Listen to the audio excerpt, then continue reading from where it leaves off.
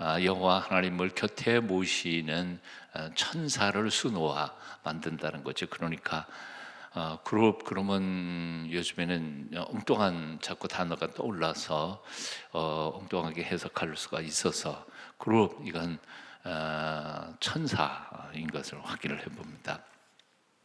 그동안 우리는 지성소에 있는 법궤, 증거궤, 그리고 성소에 있는 등잔, 떡상 이 몇 개의 성물에 대하여 우리가 공부를 했습니다. 오늘은 바로 그 성물을 보호하고 있는 천막, 거룩한 천막이니까 성막에 대한 지저법에 대한 이야기를 조금 살펴보겠습니다. 우리가 성막을 지을 것도 아니고 제조법을 배울 필요는 없을 거라고 생각해요. 숫지 그것도 따질 필요도 없고요. 한번 지어보실래요? 불편할까? 아무리 지어놔도 의미는 없을 것 같아요. 그래서 오늘 이 저녁에는 핵심은 뭐냐 하면 성막의 의미만 살펴보는 시간을 가지도록 하겠습니다. 오늘 본문의 내용은 이제 대충 정리를 조금 해봅니다. 1절부터 14절까지는 성막의 외피를 이루는 네 겹의 외피를 어떻게 만드는가 하는 종류와 만드는 법에 대한 이야기가 나오고요. 15절부터 30절까지는 이게 천막이니까요. 그걸 지지하는 데가 있어야 되잖아요. 뼈대가 필요하니까 그 뼈대와 그리고 그 뼈대와 뼈대 사이를 이어가는 널판지 48장을 어떻게 이렇게 이어가는지에 대한 이야기입니다. 그러니까 이제 보통 같은 경우에는 볼때 세우고 나무 막대하고 그냥 천으로 잡아다니잖아요. 그러나 이 성막은 그렇게 엉성하게 했다가는 바람 불어보면 훅 날아가 버리니까 그건 아닙니다. 나무 널판으로 아주 완벽하게 이렇게 싸게 되는 거죠. 그리고 겉을 네 겹의 가죽과 그리고 천으로 장식을 하게 됩니다. 31절부터 마지막 절까지는 이제 그 성막 뜰에서부터 성소로 들어가는 입구 휘장이 있겠죠. 문을 달아놓은 게 아니니까 천막으로 했으니까 천이 있습니다. 그 문 하나 하고 그다음에 이제 성소에서 지성소로 들어가는 또 문이 있잖아요. 이게 전부 다 천으로 내려진 것이죠. 그래서 31절 이하에는 바로 문이라고 말하기에는 좀 그러나 문의 역할을 하고 있는 휘장 2장에 대한 이야기가 31절 이하에 나오는 얘기입니다. 자, 그렇다면 이 성막은 오늘 현대를 살아가는 우리에게 어떤 의미를 가지고 있느냐 하는 것입니다. 아주 바로 그냥 본문으로 들어가 보면 이렇습니다. 성막은 예수 그리스도의 몸을 상징하는 것이다 하는 것이죠. 한번 따라해 보실까요? 성막은 예수 그리스도의 몸. 네. 이제 요한복음 2장에 보면 예수님께서 가나 혼인 잔치 끝나시고 난 다음에 성전에 가셔서 성전에서 장사하는 사람들을 다 쫓아내지 않아요? 놀랬던 대제사장들이 항의를 하죠. 네가 무슨 권세로 이 일을 행하느냐? 근데 예수님께서는 중요하지 않은 질문에 대해서는 대답도 안 하세요. 예? 그런 점 보면 예수님이 굉장히 무서운 것 같아요. 대답도 안 하세요. 요한복음 3장에도 니고데모가 와가지고 선생님은 참 하늘에서부터 내려온 좋은 선생님이십니다. 그런데 대답했나요? 대답도 안 하세요. 대답도 안 하고 그냥 확 찍어서 너 거듭나지 않으면 하나님 나라 못 봐. 거듭나지 않으면 하나님 나라 못 들어가. 아주 핵심으로 콱 찔러시잖아요. 성전 청결케 하신 사건에서 대제사장들이 와가지고 뭐라 그러니까 예수님께서 딱 하시는 말씀이 이 성전 헐어라. 내가 3일 만에 다시 짓겠다. 그러니까 눈이 휘둥그레지죠. 이게 46년 동안 지은 성전인데 어떻게 사흘 만에 다시 짓느냐. 그런데 그 의미는 뭐예요? 바로 그 뒤에 보면 사도 요한이, 요한복음은 사도 요한이 썼으니까요, 줄을 이렇게 붙인 거예요. 즉 이 성전은 누구를 말하는 것이에요? 요한복음 2장 21절에 보니까 그러나 예수는 성전된 자기 육체를 가리켜 말씀하신 것이라 하고 사도 요한이 줄을 달아버린 거죠. 예수님께서 말씀하신 것은 이 헤롯 왕이 지은 그 성전을 얘기하는 게 아니라 당신의 몸이 바로 성전인 것을 거기서 소개했다는 거죠. 그래서 당신의 죽음 뒤 사흘 만에 다시 부활할 것을 예언하신 말씀이었다. 사도 요한은 그렇게 이해했고 또한 요한복음에 그렇게 쓰고 있는 것이죠. 자, 사도 요한이 예수님의 몸이 성전이라고 이해했던 것과 동시에 사실은 사도 바울도 예수님의 몸이 성전이었던 것을 히브리서 기자도 그렇게 기억하죠. 히브리서 기자에 보면 예수 그리스도께서 십자가에 못 박혀 돌아가시면서 운명하시는 순간에 뭐요? 성소와 지성소 사이에 있는 휘장이 위에서부터 아래로 쫙 찢어졌다. 문이 파괴가 된 거예요. 문이 파괴가 됐으니까 예전에는 성소에서 지성소 들어가려면 대제사장 중에서도 특별히 뽑기 해가지고 대속죄일 1년에 딱 한 번 들어갈 수밖에 없는 그 엄숙하고 거룩한 장소를 이제는 문이 찢어져 버렸으니까 어떻게 해요? 누구나 아무 때나 들어갈 수 있게 된 것이다. 그래서 히브리서 본문을 쭉 보다가 보면 이런 말씀이 있죠.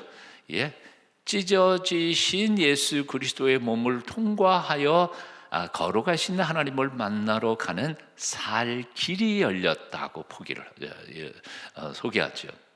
우리가 찬양 많이 부를 때 보혈을 지나 하나님께로 아버지께로 찬양하는 게 뭐예요? 보혈이 뭐예요? 예수 그리스도의 보혈이에요. 예수 그리스도의 보혈의 피를 지나서 거룩하신 하나님 만나러 들어가는 거예요. 이게 누구든지 언제든지 들어갈 수 있는 것이죠. 이게 바로 보혈의 능력인 거죠. 그래서 히브리서 기자도 성막이 예수 그리스도의 몸을 상징한다는 사실을 얘기했고 사도 요한도 그 얘기를 했습니다.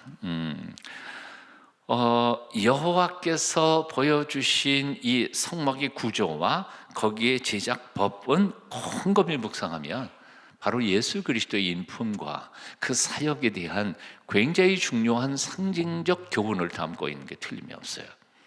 자, 그러면 이제부터 한번 생각해 볼까요? 자, 컨닝하기 없기.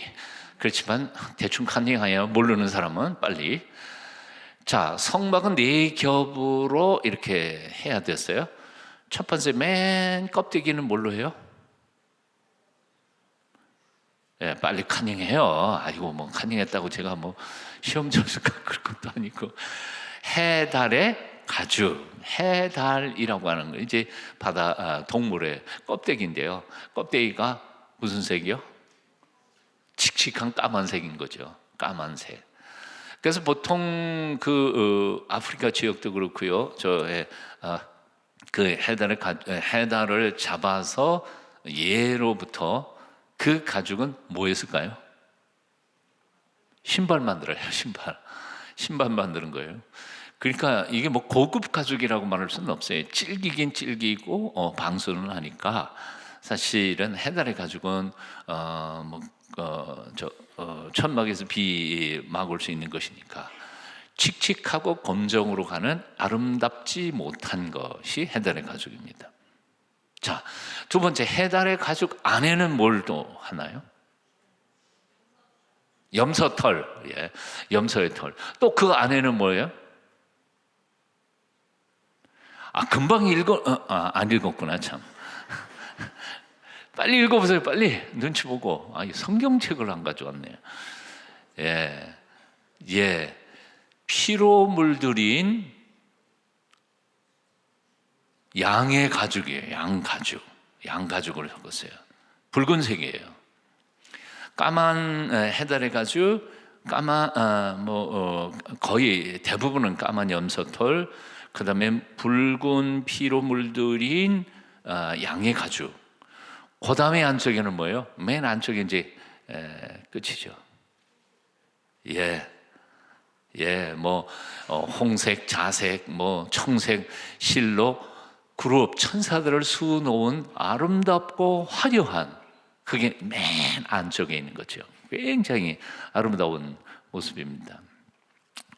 이 얘기만 하니까 재미가 없으니까 우리 성막 안에 얼마나 화려했는지 그거 그림 한번 보고 갈까요? 예, 방송실 그 성막 구조 더 그냥 쫙 가가지고 성막만 보여주세요. 딱 가서 이렇게 됐죠? 그 다음에 또 더 가서 더 가서 여기 들어갔습니다. 이제 얼마나 화려해요? 조금 더 확대해서 저기 천사 그룹이 새겨져 있죠. 아주 밝은 등잔대에 불이 환하게 빛나고 있습니다. 자, 이제 꺼주셔도 돼요. 대충 이렇게 구경하고요. 이렇게 감이 잡힌다. 그러면 된 거니까요. 자, 요 모습이 겉은 보기 싫은 칙칙한 검정색 해달의 가죽으로 시작했는데 안으로 딱 들어가 보니까 안에는 엄청나게 화려한 찬란한 모습이 나오는 거죠. 이게 곰곰이 묵상하다 보면 이사야 53장, 즉 고난 받으시는 종으로 오신 메시아의 모습하고 똑같은 거죠. 우리가 한번 읽어볼까요? 이사야 53장 1절부터 3절까지 함께 읽어봅니다. 곰곰이 읽어보세요. 생각하면서 시작. 우리여 전한 것을 누가 믿었느냐? 여호와의 팔이 네게 나타났느냐? 그는 주 앞에서 자라나기를 연한 순 같고 마른 땅에서 나온 뿌리 같아서 고운 모양도 없고 품체도 없은지 우리가 보기에 흠모할 만한 아름다운 것이 없도다. 뭐라고요? 우리가 사랑할 만한 게 아무것도 없어요. 칙칙하고 보기 싫고. 그 다음에 오히려 3절, 그는 멸시를 받아서 사람들에게 버림을 받았으며 간고를 많이 겪었으며 질고를 아는 자라. 마치 사람들이 그에게서 얼굴을 가리는 것 같이 멸시를 당하였고 우리도 그를 귀히 여기지 아니하였도다. 우리가 뭐예요? 신앙 고백하는 하나님의 백성들이에요. 우리도 그분을 그렇게 소중한 분인 줄 몰랐다는 거예요. 그렇게 좋은 분인 줄. 고난받는 종의 모습으로 오셔서 우리를 구원하러 오신 그 메시아, 해달의 가족처럼 흠모할 만한 아름다운 것이 없었던, 외형적으로는요, 그런 분이었습니다. 그래서 모든 사람들이 그를 보고 멸시했고 버림을 받았고 질고와 고통을 겪게 만들었고 그를 보는 사람마다 얼굴을 돌렸고 쳐다보지도 않았고 귀하게 여기지도 않았습니다. 예수님의 생애를 곰곰이 생각해 보면 이 말이 옳은 것 같아요. 여러분, 태어났을 때 예수님은 어디에서 태어나요? 마국간에, 냄새나는 마국간에서 태어나가지고 그 말죽통에 누워 계셨지 않아요. 참 누가 그 아기가 위대한 사람이 될 것이라고 상상이나 했겠느냐 그 말이에요. 그것도 무슨 왕이나 부족장의 아들로 태어난 것도 아니고 가난한 목수의 아들로 태어났어요. 그런데도 불구하고 헤롯 왕의 눈밖에 나는 바람에 할 수 없이 그 어린 나이에 애굽으로 피난살이를 해야 했던 거지요. 피난해서 돌아와가지고 어디로요? 예루살렘, 베들레헴 못 가요. 자기 고향도 못 가고 저기 갈릴리 초원으로 갈 수밖에 없었습니다. 갈릴리 나사렛 성지순례 가본 사람들은 잘 아시죠? 나사렛 갈릴리 해변가도 아니에요. 해변가에서도 한참 걸어가가지고 저 산골짝 골짝골짜구리 나사렛 동네에 그렇게 아름다운 거 보이는 데도 없어요. 시골 동네예요. 거기서 살았어요. 나중에 그 공생애를 시작하지만 동네 사람들조차도 예수님을 귀한 분으로 생각해 보지 않았어요. 그 가난한 목수 아들 요셉의 아들 아니야? 근데 뭘 한다고? 랍비가 됐다고? 그러고 아마 놀려댔을 거예요. 자, 나다네일이라고 하는 사람이 요한복음 1장 후반부에서 우리가 메시아를 만났다 그러니까 뭐라고 말해요? 나사렛에서 무슨 선한 것이 나겠느냐 하고 완전히 무시했습니다. 그런데 그 나사렛에서 무슨 선한 것이 나겠느냐라고 하는 말은 나다나엘이 혼자 만든 말이 아니에요. 그때 당시에 이스라엘 모든 사람들 입에서 회자되던 격언이었어요. 예. 강원도 촌놈이 뭐라겠어? 제가 이 말을 감히 할 수 있는 게 내가 강원도 촌놈이니까. 왜니 내가 강원도 촌놈이 아니면서 이런 말 했다가는 아마 강원도 촌놈들은 좀 화를 낼 것 같아요. 근데 내가 촌놈이니까 상관없어요. 그런 얘기하고 똑같은 어감이라는 거죠. 얼마나 기분 나쁜 얘기입니까? 뭐 무시해버린 거예요. 자, 그런데 예수님이 정말 그런가? 외형적으로 그렇다고 해서 멸시받았다고 해서 귀한 분으로 여기지 않았다고 해서 정말 예수님이 그런 분이에요? 그렇지 않다는 거예요. 이사야 우리가 53장 1절부터 3절까지는 그렇게 나왔지만 급한 반전이 나오죠. 4절부터 또 읽어볼까요? 4절 이사야 53장 4절 5절입니다. 시작. 그는 실로라는 말이 굉장히 중요한 말이에요. 앞에서는 이렇게 생각했는데 아니야, 알고 보니까 그분은 정말 진짜 우리의 질고를 지고 우리의 슬픔을 당했던 분이에요. 다시 4절 읽어봅니다. 시작. 그는 실로 우리의 질고를 지고 우리의 슬픔을 당하였거늘 우리는 생각하기를 그는 징벌을 받아서 하나님께 맞으며 고난을 당한다 하였노라. 그가 찔림은 우리의 허물 때문이요 그가 상함은 우리의 죄악 때문이라. 그가 징계를 받음으로 우리는 평화를 누리고. 이게 얼마나 놀라운 축복이냐 하는 거예요. 맞기는 그 양반이 맞았는데 그 보상은 내가 받는 거예요.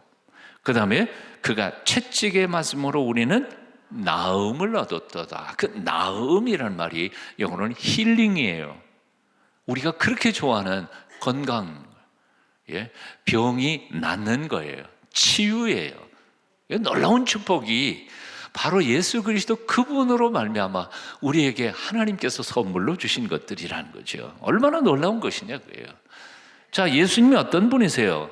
사람들이 보기에는 시커먼 해달의 가죽처럼 별로 그렇게 인기 있어 보이는 분 같지 않아요. 근데 참 상상해봐요. 예수님이 미남이셨을까? 미남이었으면 막 탁 떴을 것 같아. 근데 아마도 하나님 아버지께서는 예수님의 얼굴을 그렇게 영화 배우처럼 만들지는 않으셨던 것 같아.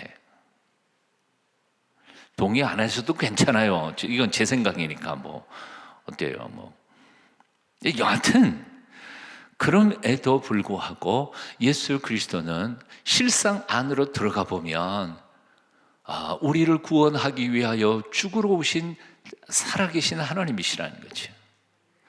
자, 이 성막의 네 겹도 굉장히 중요한 의미를 가지고 있어요. 맨 껍데기는 뭐예요? 해달의 가죽이에요. 칙칙해요. 보기 좋지 않아요. 근데 그 다음 안으로 들어가면 뭐라고요? 염소 털이에요. 염소가 속죄 제물로 하나님 앞에 드려졌죠. 털은 죽이지 않으면 털이 나와요? 그 다음에 그 염소 털 안에는 또 누구라고요? 피로 물들인 양의 가죽이에요. 양도 속죄제물로 쓰여진 거예요. 사실 예수 그리스도의 말로 광야로 쫓겨나간 아사셀 염소거든요. 예수 그리스도의 말로 우리의 허물과 죄를 짊어지고 죽으신 어린 양, 세상 죄를 지고 죽으신 어린 양 예수 그리스도이시잖아요. 곰곰이 생각해 보면 정말 예수 그리스도께서 얼마나 놀라운 분이신지 몰라요. 우리들은 그 가치를 인정하지 않고 그렇지만, 그런데 제가 며칠 전에 성경을 읽다가 정말 감동받은 구절이 하나 있어요. 다윗의 시예요. 난 수도 없이 많이 읽었으면서도 그것이 그렇게 감동적인 시편인지 몰랐어요. 시편 27편 4절입니다. 다윗의 한 가지 소원이에요. 같이 한번 읽어볼까요? 내가 여호와께 바라는 한 가지 일, 그것을 구하려니 곧 내가 내 평생에 여호와의 집에 살면서 여호와의 아름다움을 바라보며 그의 성전에서 사모하는 그것이라. 다윗의 한 가지 소원이 있었어. 뭐예요? 여호와의 집. 여호와의 집이 어디예요? 성막이에요. 예배하는 장소예요. 거기에서 뭘 하는 게 그의 평생 소원이에요? 여호와의 아름다움을 바라보며 그의 성전에서 사모하는 거예요. 그게 다윗의 한 가지 소원이라는 거예요. 여기에서 가장 충격적인 단어가 뭔지 아세요? 예, 여호와의 아름다움이란 말이에요. 별로 충격적인 거 안 같아. 나는 아예 충격적인 걸 봤는데, 장미는 아름답죠. 백합화도 아름답죠. 그렇잖아요. 새벽녘에 동해안에서 떠오르는 태양이 아름답죠. 서해안의 해가 지는 낙조가 아름답죠. 유명한 화가가 그린 그림이 아름답죠. 우리 마누라 얼굴이 아름답죠. 설대 녀석이 아름답죠. 그런데 하나님이 아름답다, 그런 생각을 가져보신 적이 있으세요? 예수님이 정말 아름다운 분이시다, 이해해 본 적이 있으세요? 우리 동양인의 사고로는 그래서 이게 사실은 말씀이 이해가 그렇게 쉬운 게 아니에요. 다윗은 사실 여호와의 그 아름다움에 심취하고 하나님을 짝사랑 아니에요. 하나님도 사랑했으니까 너무너무 사모했던 사람이에요. 얼굴을 바라보며 그 하나님 그분에 대하여, 그분의 아름다우신 성품과 인격과 그 사역에 대하여 완전히 빠져버린 사람이었다고요. 그러니까 하나님이 다윗을 뭐라고? 내 마음에 합한 사람이라고. 다윗이 사실은 자신의 육체적인 본능을 이기지 못해서 할지 못할지 다 했어요. 그럼에도 불구하고 다윗은 정말 그 지저분한 자기를 끝까지 용서하시고 사랑하시는 여호와 하나님이 얼마나 인격과 인품과 그의 용서와 그의 사역이 얼마나 아름다운지에 대하여 그는 감격하고 그 하나님께 대하여 사모하면서 살았던 거죠. 그게 바로 시편 27편 4절이에요. 영어 번역에 보니까 그렇게 돼 있어요. To behold the beauty of the Lord. 주님의 아름다움을 to behold. 다윗의 한 가지 소원은 하나님의 아름다움을 바라보면서 사는 거예요. 그게 다윗의 한 가지 소원이었어요. 다른 소원 없어. 정말 여러분이 누군가를 사랑한다면 그 사람이 가지고 오는 선물만을 쳐다봐요? 아니요. 선물은 안 보여요. 그 사람이 사랑스러우면요, 그 사람 인격이, 그의 아름다움이 그냥 사랑스러운 거죠. 내가 이 자랑은 안 하려고 그랬는데 어쩔 수 없이 여러분들이 이해를 못 하셔서 자랑을 할 수밖에 없어. 며칠 전에 우리 손자 녀석을 봤어요. 그런데 이 손자가 지 할머니 얼굴을 보고는 자기 집에 놀러 가지. 근데 우리는 놀러 갈 수가 없어. 왜냐면 올라갔다가는 잡힐 거거든. 그래서 주차장에서 얼굴 한번 쫙 보고 빠이빠이 하고 올라 그러는데, 이놈이 얼마나, 난 또 우리 손자가 그렇게 우는 줄 몰랐어요. 할아버지는 그렇게 안 워, 할아버지에 대해서는. 근데 할머니 앞에서 눈물을 뚝뚝 흘리면서 할머니 올라가자 그러고 붙들어주는데, 그래서 내가 옆에 있다가 악어의 눈물이다, 속지 말고 가자. 근데 내가 말을 했는데에도 불구하고 가만히 보니까 악어의 눈물은 아닌 것 같아.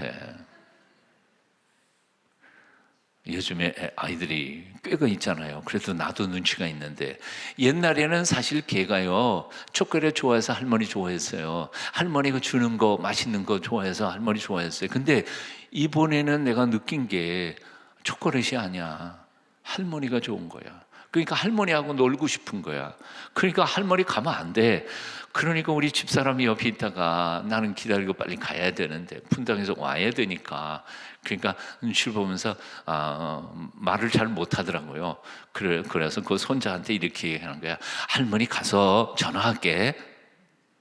전화한다는 얘기 뭐예요? 미안하다 못 가서 그 얘기 하려고 그런 거 아니에요. 근데 요놈이 할머니 마음을 또 알아챘나 봐. 그러니까 그래 할머니 전화하고 온다는 거죠. 아니 서울 와갖고 전화하고 어떻게 또 가?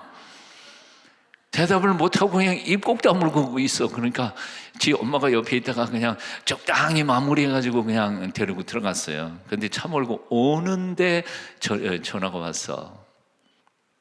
지 엄마한테 막 펑펑 울면서 집으로 들어가면서 이렇게 말하더라는 거예요. 할머니가 약속했으니까 약속 지키겠지? 할머니는 온다 그랬으니까 올 거야. 그러면서 울면서 들어가더니 그래서 우리 집사람은 또 마음이 약해져가지고 여보야 그냥 차 돌려서 이제 한번 가자. 어떻게 차를 돌려요 또. 어차피 가면 또 헤어질 때 또 울 텐데 한 번 울면 말자 그냥.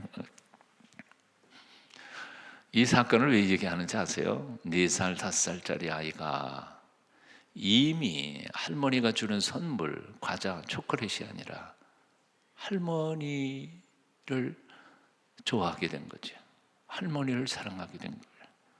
할머니하고 함께 있기를 원하는 거예요. 근데 그 아이 앞에서 나는 곰곰이 묵상해요. 내가 예수님을 정말 그렇게 순수하게 사랑할까? 내가 이 손자아이 5살짜리 손자아이의 순수한 만큼 내가 정말 예수님을 하나님을 사랑하고 있는 것일까? 하나님을 사모하는 것일까? 우리는 얼마나 이기적이고 자기 본 중심적인지 몰라요. 하나님이 주시는 거 더 받아내려고 하는 것밖에는 없지. 정말 여호와 하나님의 아름다우심, 그 인품과 인격에 대하여 사모하는 마음으로 그분을 보면서 감격하고 당신 하나면 좋게요. 하나님 더 이상 내게 복 안 주셔도 감사해요. 나는 당신께서 나와 함께 계시고 나와 함께 동행하신다면 남은 삶 동안 난 너무너무 고마워요.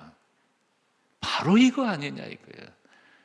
그런데 4살짜리 손자만큼도 나는 순수한 마음으로 하나님을 사랑하거나 그분의 아름다움심에 대하여 감격하지 못한 채, 감사하지 못한 채 목사로서 목회를 해온 것 아닐까 하고 지난 며칠 동안 하나님 앞에 회개합니다.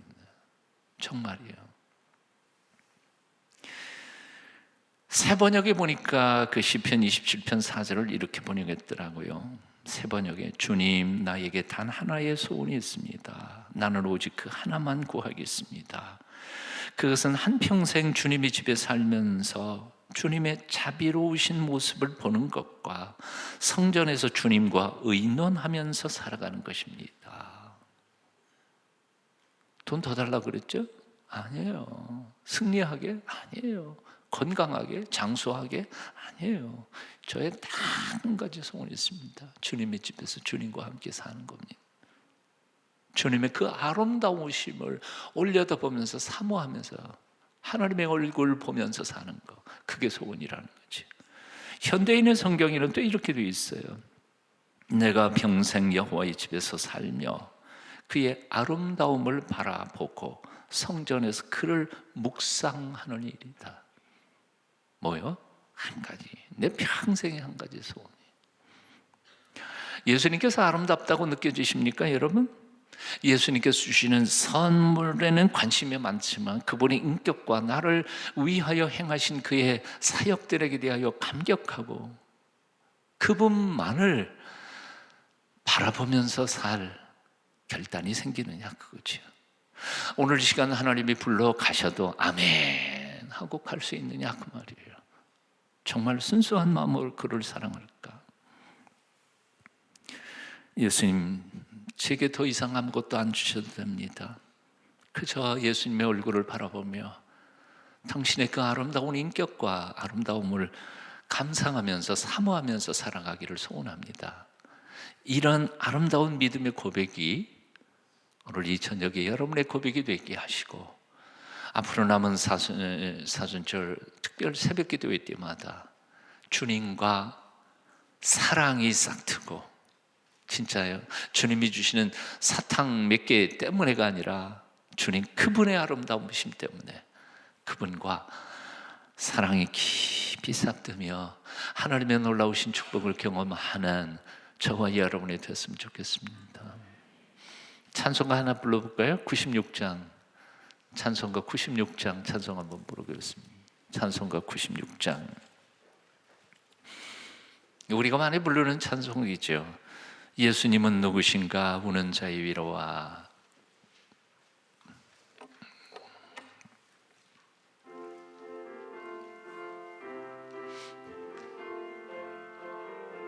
두 절만 부르죠.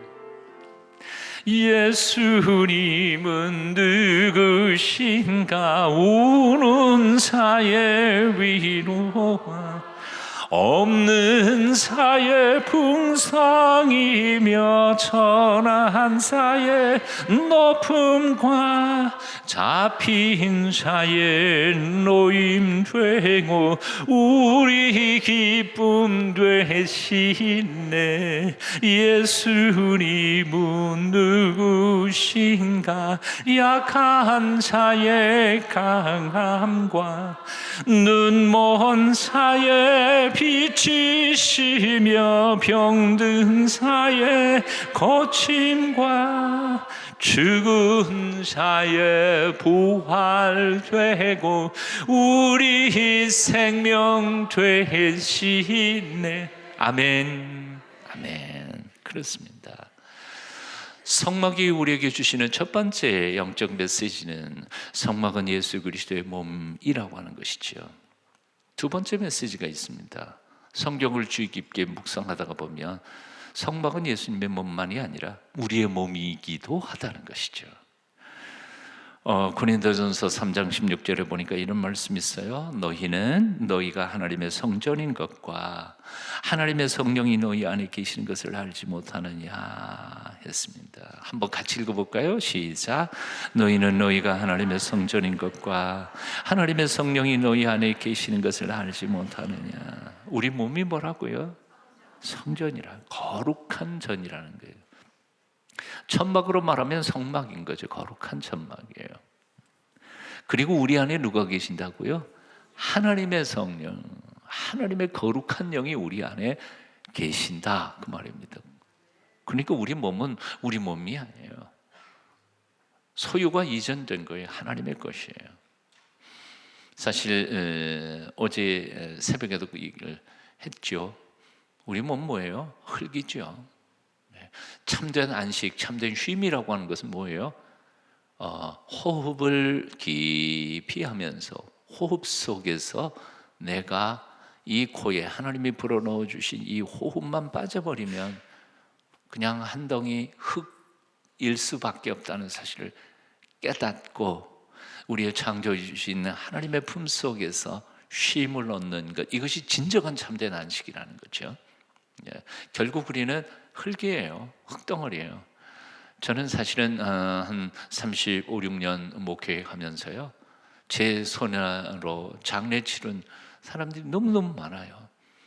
젊은 목사 시절, 젊은 전도사 시절에는 제가 그냥 염을해서 지금처럼 뭐 장례 이 회사들이 있었던 게 아니니까요. 옛날은 그냥 집에서 했잖아요. 집에서 누가 해요? 돌아가시면요, 자기 남편인데도 무서워서 방에 못 들어가요. 자기 아버지 부모인데도 자기들이 그 염 못해요. 그러니까 할 수 없이 목사가, 전도사가 가가지고 알코올하고 소음해서 다 닦아서 관에 모셔놓고 이렇게 했어요. 옛날에는 그것도 다 배웠어요. 뭐 지금은 뭐 그냥 예배만 드리고 오지만, 그러다가 보니까 사실은 사람의 죽음, 그리고 죽음 후에 여름 같은데, 한여름 같은 데에는요, 수음 떨어지고 1시간이면 벌써 썩는 냄새가 나기 시작해요. 그걸 바라보면서 우리가 무슨 생각하겠어요? 사람 아무것도 아니구나. 잘난 것처럼 큰 소리 치고 건강한 것처럼 그러고 돈 많고 좋고 그런 건 문제가 아니에요. 코에 숨결 하나 떨어지면 우리는 아무것도 아니에요. 자, 그런데 이런 진흙 덩어리인데도 불구하고 거룩한 몸이 된 이유는 뭐예요? 거룩하신 하나님의 영이 우리 안에 들어와 살고 계시기 때문에 그렇다는 거예요. 자, 여기 이 마이크는 성구예요. 거룩한 도구예요. 거룩한 도구. 그러면 이 재료가 거룩해서 거룩한 거예요? 아니에요. 이것도 재료가 뭐 특수 재료를 썼어요? 아니요. 세상에 만드는 가구하고 똑같은 거예요. 똑같아요. 예배당 건물 뭐 특별한 다른 재료를 썼어요? 성전? 아니요. 다 똑같은 재료인데 어떻게? 하나님 앞에 드려졌기 때문에 거룩한 거죠. 거룩하신 하나님께 예배하기 위하여 구별했기 때문에 이게 거룩한 거예요. 우리는 여전히 죄 가운데 살고 죄의 유혹 가운데서 우리는 때로는 넘어지기도 하고 실패하기도 해요. 그러니까 여전히 우리는 죄인이에요. 그럼에도 불구하고 우리를 성도, 거룩한 무리라고 말하는 이유는 하나님께서 우리를 구별하여 하나님의 사람들로 세워주셨고, 그리고 거룩하신 하나님의 성령이 우리 안에 살고 계시기 때문에 우리가 성도가 된 거죠. 자, 그러므로 우리가 성전이 되고 하나님의 성막이 됐기 때문에 이제부터 우리는 어떤 의무, 어떤 책임으로 살아가야 할 거냐, 두 가지입니다. 첫째, 자기를 깨끗하게 보존해야죠. 하나님의 집인데 지 마음대로 해서 되겠어요? 예? 내 몸이라고 해서 내 마음대로 굴려서는 안 된다 그 말이에요. 이 몸은 하나님의 집이고 하나님께서 주신 축복의 선물이기 때문에 내 마음대로 하고 싶은 대로 하는 게 아닙니다. 먹고 싶다고 그냥 아무거나 막 먹어대서도 안 돼요. 예? 그 백해무익하는 담배를 왜 그렇게 자꾸 피우느냐 그래요. 피우면 죽을 텐데 계속해서. 또 하나는 유익이 있다 할지라도 음식, 쓰레기 같은 음식을 절대로 넣어서는 안 된다고 말이에요. 그죠? 맛있는 것만 잡수세요. 예. 몸에 좋은 것만 잡수세요. 왜요? 이 몸은 거룩한 몸이니까. 예. 내 몸이 아니니까. 그리고 이 몸을 건강하게 주님께서 마지막까지 잘 쓰시도록 몸 관리 잘 하셔야 되는 거예요. 게으르지 말고요. 운동도 좀 하고요. 그러니까 뭐 장수하고 오래 살라고 운동하고 그런 거 아니에요. 주님께서 마지막 순간까지 마음껏 쓰시는 기구로 하나님 앞에 드리기 위하여 건강 관리를 하는 거예요. 어떤 사람들은 서목사가 검도를 하니까 뭐 쌈질해가지고 누구 이기게 할까 그런 거 아니에요. 전혀 그런 거 없어요. 장수하려고 아니요. 예? 운동선수는 더 일찍 죽더라고요. 그런 건 아니에요. 하나님이 들어 쓰시기에 합당한 몸으로 내 몸을 관리하는 거예요. 정결케 해야 합니다. 두 번째는 바로 왜 정결케 해요? 왜 몸 관리해요? 두 번째는 하나님의 소명에 합당하게 내 몸을 내드리기 위해서요. 드리라는 거예요. 어떤 사람들은 자기 몸을 굉장히 아껴요. 하나님의 일을 감당해야 하는데도 안 해요. 몸살이고. 어떤 분은 이제 혈압이 높다고 찬송 안 부르세요.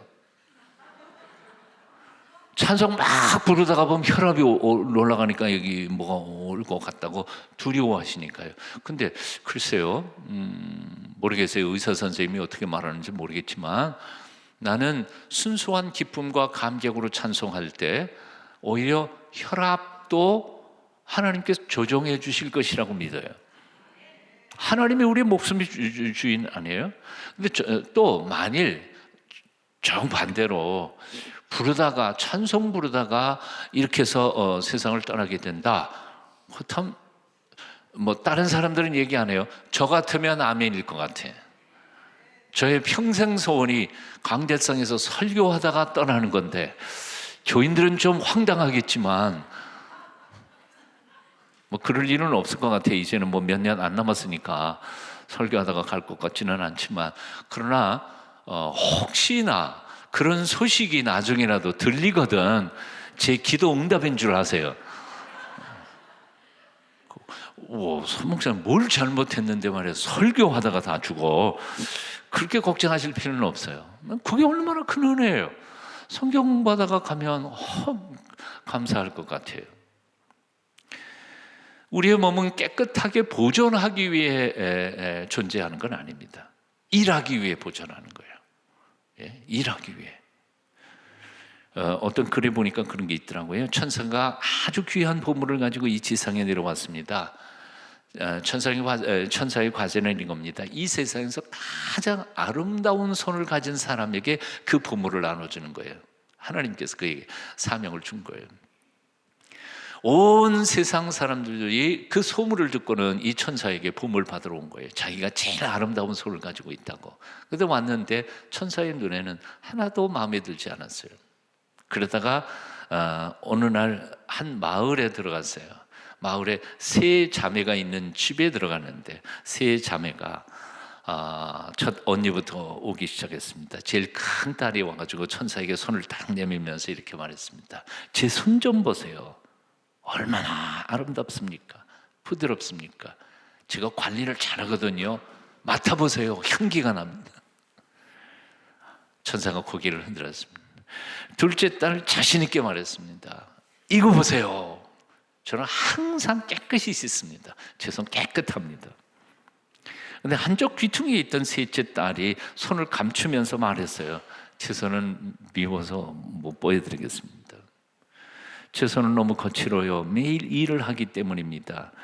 가난한 사람들을 위해 음식을 만드라 손에 물기가 마를 날이 없거든요. 그런데 천사가 그 흉측한 너무 물기가 일하느라고 온갖 상처가 있는 그 셋째 딸 손을 보자마자 자기가 하나님께로부터 받은 보물을 그에게 넘겨주고 갑니다. 그러면서 천사는 이렇게 말합니다. 세상에서 가장 아름다운 것은 이웃을 위하여 봉사하는 손입니다. 어떤 분의 글을 보니까 그래요. 예수님의 손이 아름다운 이유는 무엇일까? 죄인들을 위하여 못 박힌 손, 못 자국이 있는 손이기 때문이다.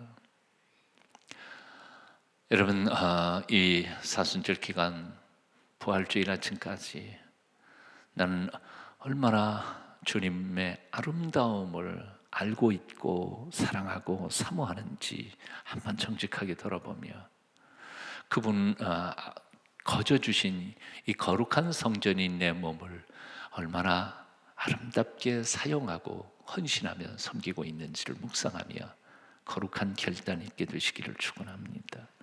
기도하겠습니다. 오늘도 말씀 들었습니다. 주님, 주님께서 주시는 선물 때문이 아니라 주님 때문에 주님을 사랑하게 하시고 사모하게 하시고 다윗처럼 내 평생 딱 한 가지 소원, 하나님의 집에서 하나님의 얼굴, 하나님의 아름다움을 보면서 지내는 것입니다. 우리의 신앙이 그만큼까지 성숙해가는 저희가 되게 하여 주시옵소서. 그렇게는 성숙 못할지라도 이 3주간 동안 하나님의 아름다우심에 조금이라도 깊은 감동과 감격이 있게 도와주시옵소서. 하나님께서 허락해 주신 이 몸, 참으로 하나님이 기뻐하시는 일 많이 하다가 주께서 부르시는 날 기쁨으로 주님 천국에 들어갈 수 있도록 헌신하는 저희가 되게 하옵소서. 오늘 이 저녁에도 우리의 모든 기도에 기적으로 응답해 주실 우리 구주 예수님의 이름으로 간절히 기도하옵나이다. 아멘.